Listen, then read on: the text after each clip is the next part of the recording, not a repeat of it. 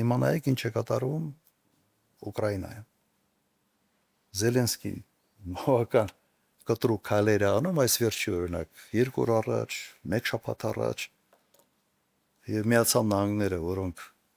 այսպես ասենք հիմնական այն երկիրն էր, որոնք այս պատերազմի ժամանակ իրենց միջամտությամբ, իրենց օգնությամբ Ուկրաինան դիմանում էր, հիմա այդ երկիրը այնպիսի հայտարարություններ է անում, որ շատ թանկ եւ ծանր է նստել Ուկրաինայի վրա։ Եվ ստե ես որոշակի զուգահեռներ տեսնում եմ անպատասխանատվությամբ, սա մեկ եւ երկրորդը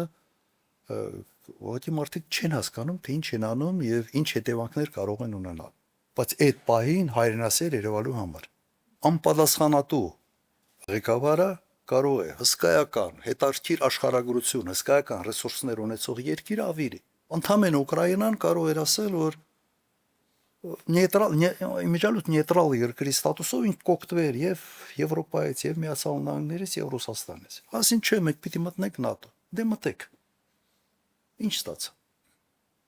Բայց դու ուղղակի արհամարեցիր քո հարևան հսկայական հզոր երկրի անվտանգային շահեր։ Մի երկիր, որը կարող էր այսօր այն ամենից լավ հետաքրքիր բարգավաճող երկրներից մեկը լինել։